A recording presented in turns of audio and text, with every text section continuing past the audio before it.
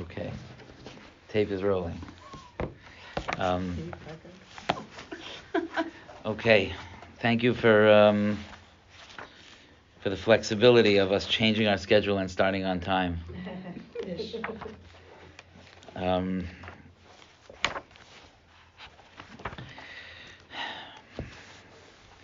I kind of a little bit like inspired myself by the drasha on Shabbos. Maybe it was Leslie standing in the back participating. I couldn't hear. It was great. It was great. Yeah, no, it was a great trash. Yeah, thank you. But it was something that I felt like it bears repeating, first of all, and maybe in the context of specifically of getting ready for Yantif. Tonight I just finished moments ago counting 39. My son's 20th birthday. What? My son's 20th birthday. Mazel tov. Mazel tov.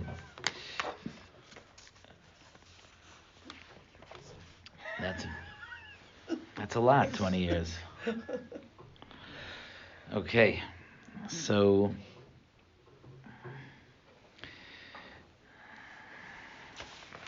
I always think of him as 16. I think of him as less than that. Yeah, I got to know him when he was 16. Okay, so I want to read to you what the Shulchan Aruch says about Yantiv. I thought that would be interesting. What does the Shulchan Aruch say about Simchas Yantiv? There's a lot of halachas of Yantiv that we learn, but just about how to be happy on Yantiv. Like, what does it say in Shulchan Aruch? It's Siman Tuf Kuf Chaf Tes in Orach Chaim, which is 529. And it says as follows: Mitzvahs Yantiv. The mitzvah of Yantiv is lechalkai, to divide it. Obviously, this is speaking to men, but you'll be able to understand what this means in the big picture. Chetziyoi lebeis hamedrash, half of Yantiv should be spent in the Beis Hamedrash. V'chetziyoi la'achila u'shtzia, and half of it should be spent eating and drinking. So remember that. Half of Yantiv should be spent eating and drinking. So you sleep in the basement. No, eating and drinking means all your physical needs.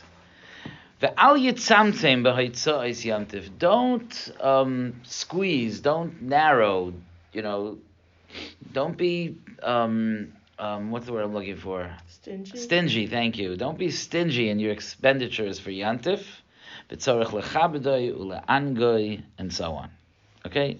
Then he brings a couple of other halachas, and then he says, Seif Beis, Chayiv Adam, a person is obligated, Liyosameach v'toiv leiv b'mayeh, to be happy and in good spirits on Yantif. I had a very emotional conversation today with someone who called me that his wife is going through a very, very difficult time. I kind of hope that she'll listen to this share. I think she might. She's going through a very difficult time. She lost a good friend. And that's never an easy thing to go through, and she's young, and it's very, very difficult and painful. And he was asking me, like, how is she supposed to go into Yantif? She's feeling like, I'm going to go sitting by Yantif meals, eating and drinking, and I just feeling such a sadness inside. It feels very selfish. It doesn't feel appropriate. You can understand that, right? The answer is, Chayiv Adam liyos sameach v'toiv leiv. We're soldiers. And part of that means that HaKadosh Baruch Hu tells us to be sad, we're sad. And HaKadosh Baruch Hu tells us to work hard, we work hard. And sometimes our avodah is to be happy, because HaKadosh Baruch Hu wants us to rejoice with Him. And HaKadosh Baruch Hu wants us to appreciate the matana that He gave us in giving us the Torah. And I think it alleviates some of the guilt of being happy when there's a sad thing going on. We deal with this every Yantiv since October 7th in a very personal way. We're going into Yom Tovim. There are parents that are worrying about their children. But the point is that we're not going in a selfish way that we want to have fun. We're going in because Chayiv Adam liyos sameach v'toiv leiv b'mayed. Hu ve'ishtoi, he and his wife, Ubanav and his children, v'chol hanilvim elav, and anyone that's part of his family, his life. Keitzad misamcha, how should you make them happy? Haktanim, the children, noisein lahem kloyos ve'egoizim, the children you give, nuts. Those were the days where you can make your children happy by giving them kloyos ve'egoizim. Could you imagine? Whew. You give them whatever, but anyway. But we fill the house with nash, basically, in our world. The hanoshim and the women, kaina lahem begadim v'tachshitim. He should purchase for them clothing and jewelry, kefima money, as much as he could afford. And then it says that a person should eat and drink and rejoice, meat, wine, but he shouldn't get lost in the meat of wine and start thinking that it's just a party that he should get lost into without thinking about HaKadosh Baruch Hu. That's a siman in Shulchan Aruch. Very, very interesting. The last siman in Hilchos Yantif. Very, very interesting. By the way, just the concern when Yidden are focusing on indulging, even if it's L'Shem Shemaim, and I'll talk more about this in a minute, there's always the concern that things will go awry, things will not go the way they're supposed to. And therefore, the last seif here, this is something I don't think would go over so well right now, but it's interesting to know that it's halach and Shulchan Aruch. The Beis Din is obligated to set up officers to go around in the gardens and orchards, by the rivers, where people gather, to make sure that men and women are not gathering and schmoozing together. And it's something for us to look out for ourselves, that I just lost my Zoom.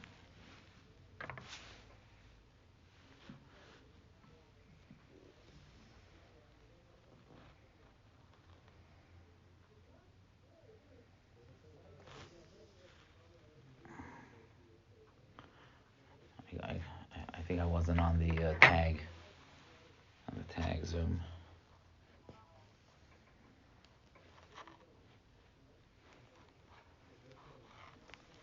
Okay, sorry about that. But it's something for us to be careful about, even here in town, that we should, when we're sitting outside, especially in the summer months, a lot of times men and women are outside with the kids, watching the kids.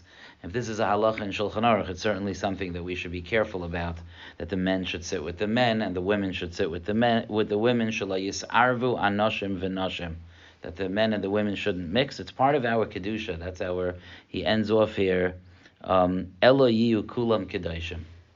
So it's just something sometimes we forget, we lose track, and everyone's outside, and we just end up getting nimshach into a situation where the men and women are sitting together. We certainly should be careful about that.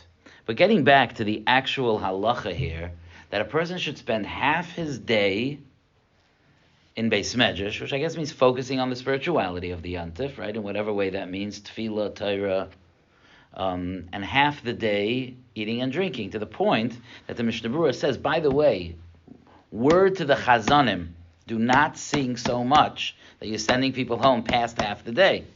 Make sure that you give people time to eat their sudas. Imamish says that. He listen to this lashon. Yesh lig'or bechazanim. We should scream at the chazanim. Hama'arichim yoiser mechetzio shel yoim. Will go longer than half the day. Some people say that's my enjoyment of Yantif, is the chazanim, but some people are like, I'm hungry. So anyway, but this is the halacha. And it comes from a Gemara that talks about this at length. Chetzio Lashem and Chetzio Lachem. Half the Yantif is for Hashem, half the Yantif is for you. And this is something that's extremely misunderstood. I was taking a walk with a boy a few days ago, and we were talking about this. And just in the way that he spoke about it, Chetzio Lashem and Chetzio Lachem, he mentioned that like the way it is on Yantif, that half the Yantif is about our enjoying ourselves, and half the Yantif is about doing our obligation to HaKadosh Baruch Hu. And I think most people understand it that way.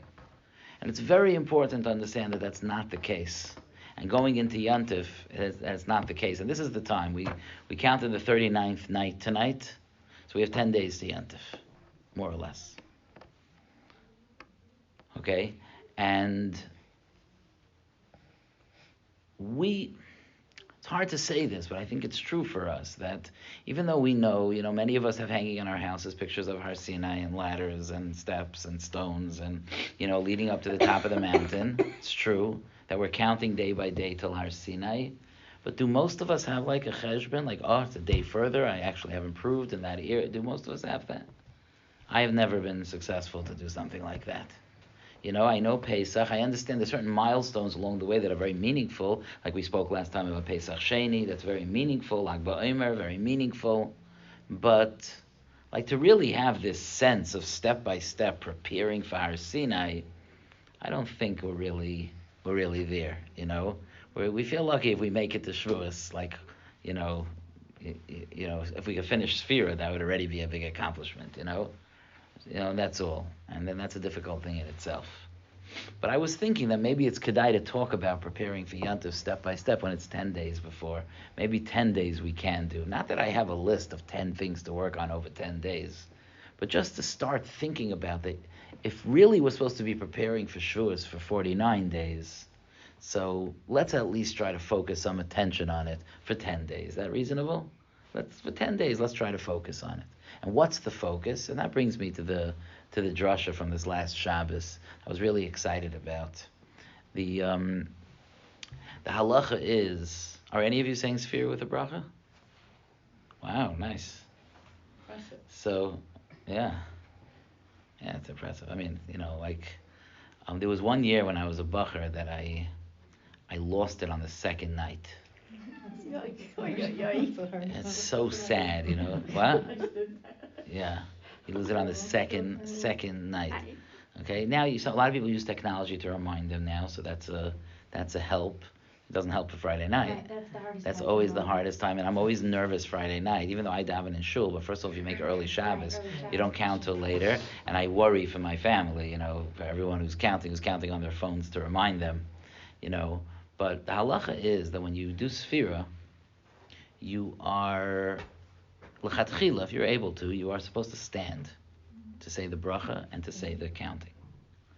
And it's such an interesting thing. The Mishnah Berurah brings that although very often when it comes to a mitzvah we stand, we also shake a lulav standing, we do many mitzvahs, we do not light the menorah standing, we do many mitzvahs standing. On meal mitzvahs we do sitting, like we sit in the sukkah sitting, we eat matzah sitting. But many mitzvahs, Tkiyas Shofar, we do standing. Many of the standard mitzvahs that we do standing. So the Mishnah Berurah says it makes sense that we make the bracha and we do the mitzvah standing because we always do that.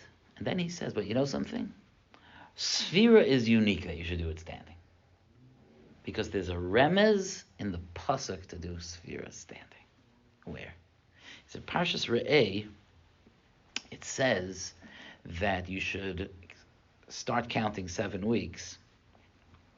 Mehachel chermesh bakama, which means when the sickle, chermesh is the sickle, right, the round, when it starts to cut the kama, the stalks, meaning the beginning of the harvest season. Because with Pesach begins the harvest season, and the harvest specifically that the pasuk is referring to is the barley for the carbon omer. That's mehachel chermesh bakama. And we know that's why it's called Sfiras HaOmer, because we start counting from the time we bring the carbon omer on the second day of Pesach. So the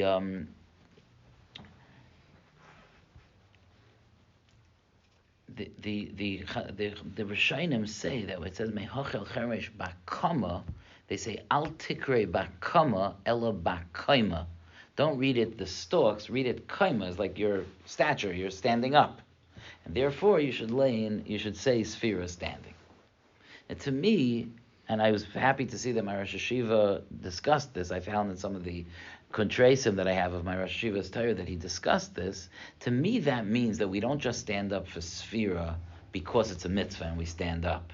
Then there wouldn't be a specific remez by the mitzvah of Sphira. We stand up by Sphira because it has to do with Sphira. And the reason it has to do with Sphira is because the siman of the stature of man is that he's on 2 feet, that he stands up. Animals walk on four legs, b'derech klal, and the point is that they're completely of this world, right? That's an animal is a bria that HaKadosh Baruch Hu created to exist in this world, and it is completely of this world, so it's focused downwards onto this world. But our arms are not on the floor, our feet are on the ground, and our arms lift all the way up, and our roish is facing the shamayim, like the ladder of Yaakov Avinu, Sula Mutzav Artzav Roishay Magia HaShamayim. Why? Because we are not just of this world, we connect worlds. We bring the next world into this world. We bridge, we're like the ladder that bridges Shamayim and Aretz. We do physical acts in this world that bring the Shamayim down onto this world. Like by Har Sinai, it says, Vayered Hashem al Har Sinai, which translates, hard to even say the words, but it translates that Hashem came down onto Har Sinai, but that's a example of what the entire keeping the Torah is, that we're in this mundane world where many people don't even recognize that there's a creator, and we literally, by the way we are, by the way we dress, by the way we speak, by the mitzvahs that we do, by the Torah that we learn, we bring Shamayim down to Eretz. We bridge heaven and earth. And we're standing that way literally with our raglayim on the Eretz and our roish in the Shamayim. Isn't that amazing? So counting Sphira is the process of becoming that person. When we came out of Mitzrayim, we brought the carbon omer. What's the carbon omer made out of? Barley. The carbon omer is made out of sa'ir. It's made out of barley. On Shavuos, there was a special carbon mincha called the Shtei HaLechem, which was made out of wheat. It even was chametz. It was the only carbon mincha that was chametz. Okay, what's the process that we start off with barley and end off with wheat? Because the Gemara says, at least at that time, that barley was more animal food and wheat was more people food. And the process of going from Pesach to Shavuos is lifting ourselves up. Literally, like imagine we were on all four, Ke'ilu, and we lift ourselves up to be able to be an Adam, to be able to not be an animal that we're serving HaKadosh Baruch Hu. So we graduate from animal food carbon to people food carbon.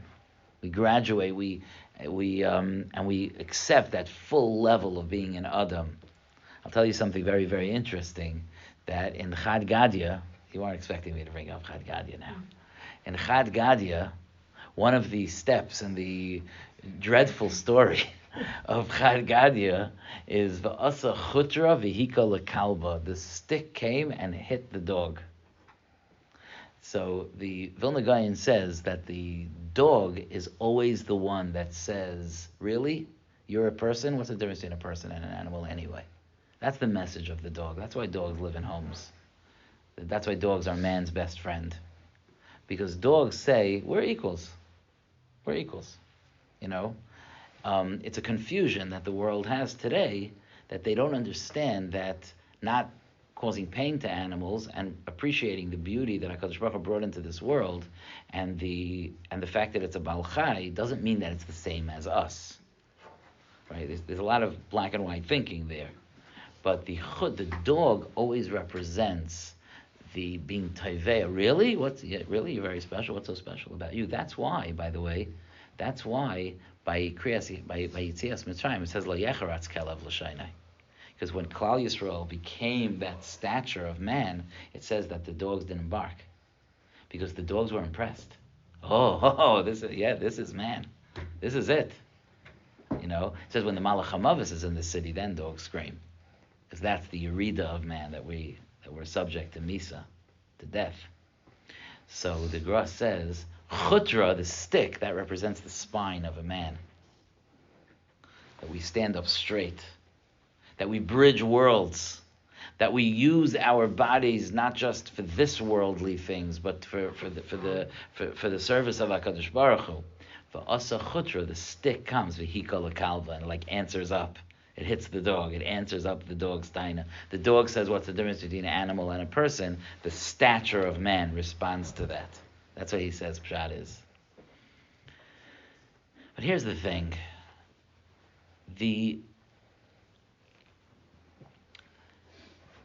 We're losing sight of what it means.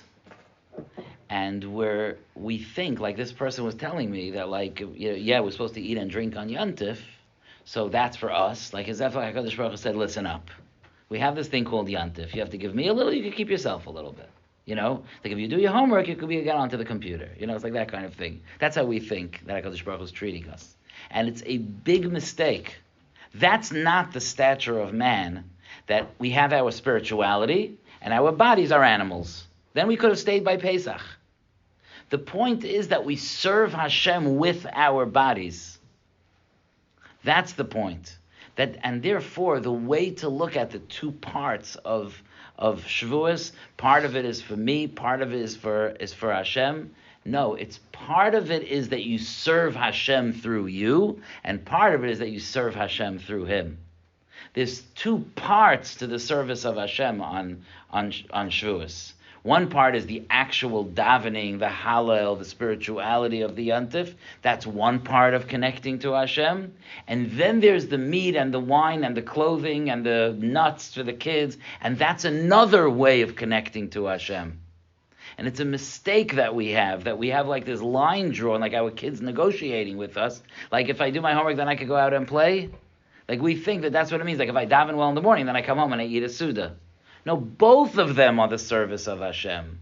The way that we look at ourselves as being that stature, that man, Bakoima, that we stand up when we say Sfira, that when we come to Har Sinai, we're eating wheat, we're a person, we're a man, we're not an animal anymore, is not that despite the fact that part of me is animal, I still do spiritual things. No, it's that none of me is animal anymore.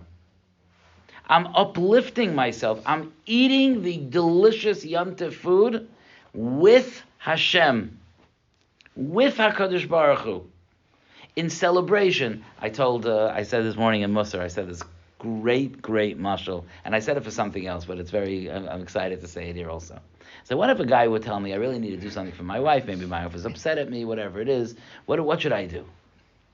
So I would tell him, I take no responsibility, by the way. I'm not saying that I would actually say this, but I'm just saying in case of for the sake of the mashal, I would say go buy your wife a piece of jewelry, and then go to the flower shop and buy a beautiful, beautiful bouquet of roses, and give it to her.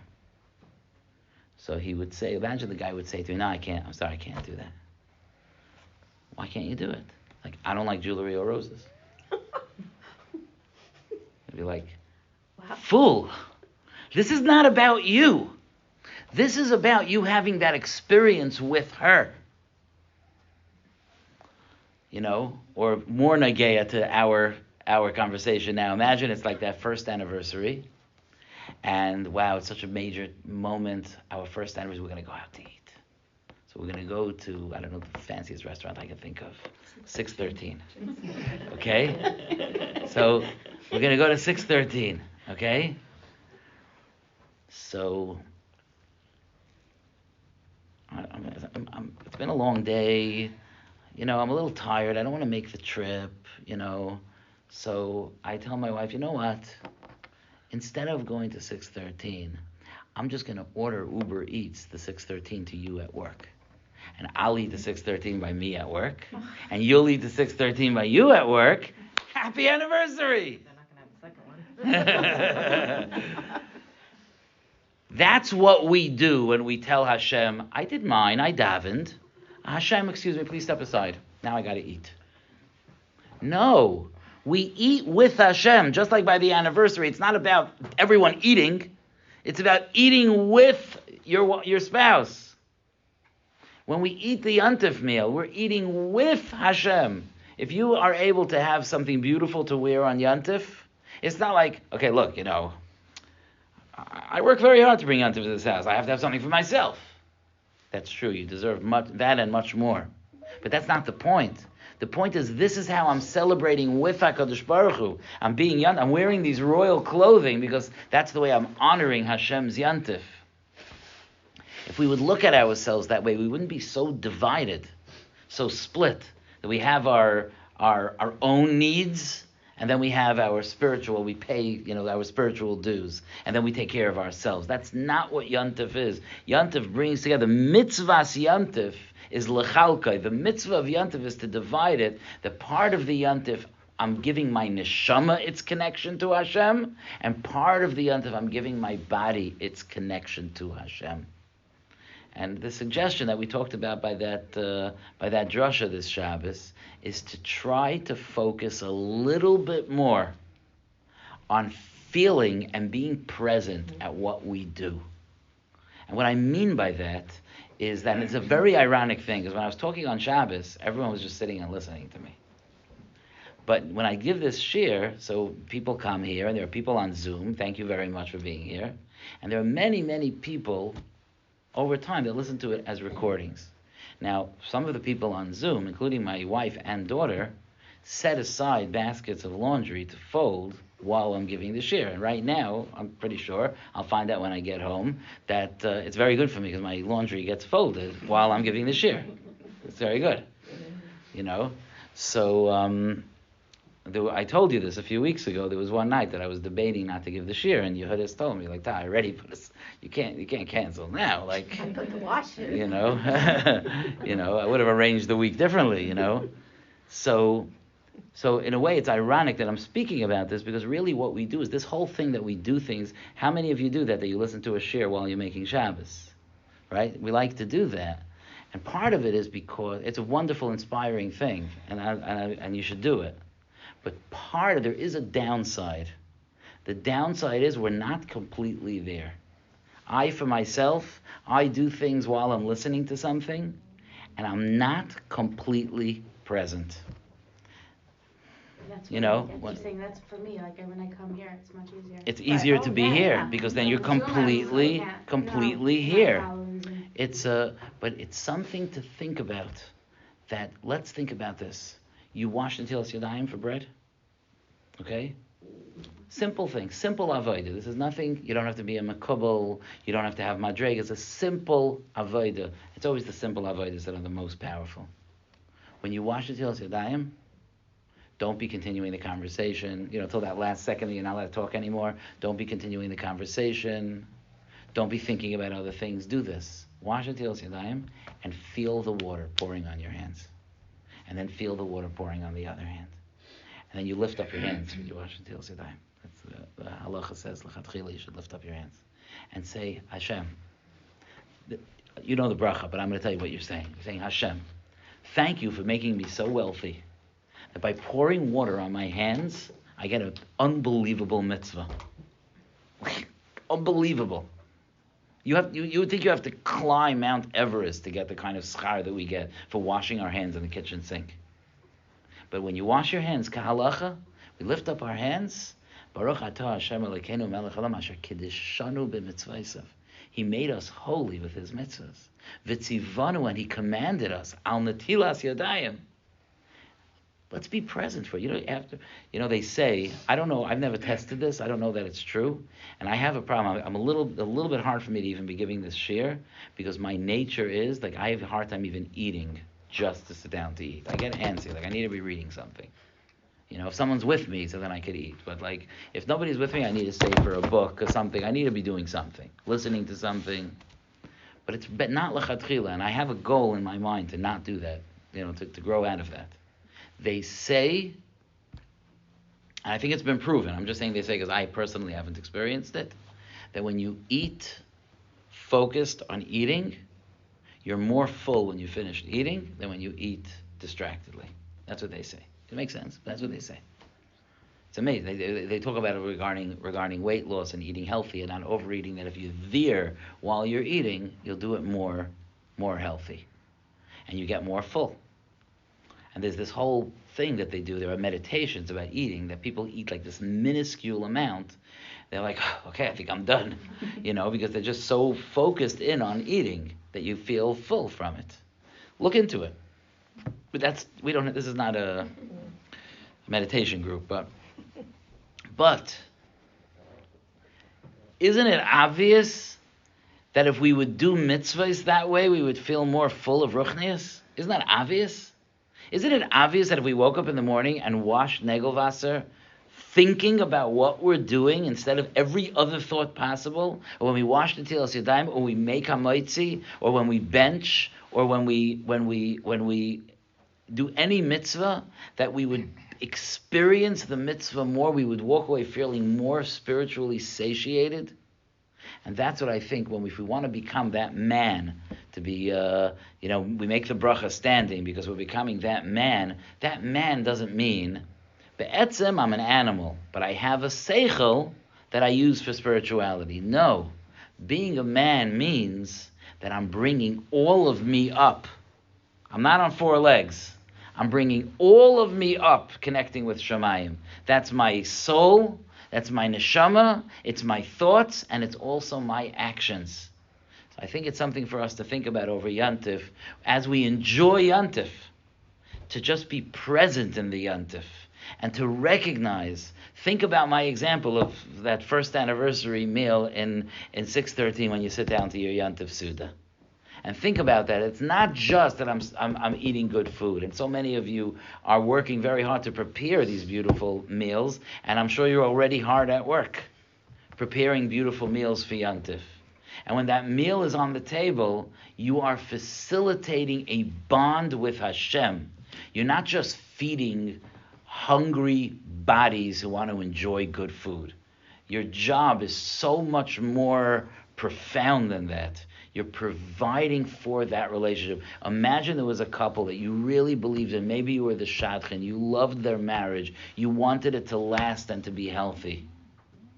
So you said that first anniversary meal, I'm making the food. How would you make that food? That's food. That's a magnet, that food, between two people. That's going to be an incredible moment. And when you make food for Yantif, you're setting the table, literally and figuratively, for a meeting with HaKadosh Baruch Hu. Not just a meeting of the mind with HaKadosh Baruch Hu, but a meeting of the body with HaKadosh Baruch Hu. It's just an incredible thing. And it's something for us to think about in all of our Avodas Hashem, to try to be present in our physical activities. I just so much want to remember this for when I pick up that lulav on Sukkot, or when I'm dancing on Simchas Torah. And every mitzvah that we do. You light the neiros on Friday night. So many of you say beautiful, beautiful tefillos, and thank you for doing that because you're keeping Klal Yisrael going. It's very important. But I will wonder if it might be something to try to be extra present when you light the neiros, to feel the candle that you're holding in your hand, to notice the beautiful nair, and to focus on the when you're allowed to look at them. I mean, after because women cover the nair until they make the bracha. But to focus on the neiros, to gaze at the neiros, to notice, to fully drink in the beautiful mitzvah that you're doing. You're bringing the light of Shabbos into a house, and to be completely, body and soul, present in doing the mitzvah. So that's the preparation for Yantiv. I hope that you're feeling a little full now. I hope so. I have to go because in 7 minutes I think I'm on for a Yeshiva Katana Zoom meeting. I hope I'll have Siyata D'Shmaya with that. Okay, Yashikaya, thank you.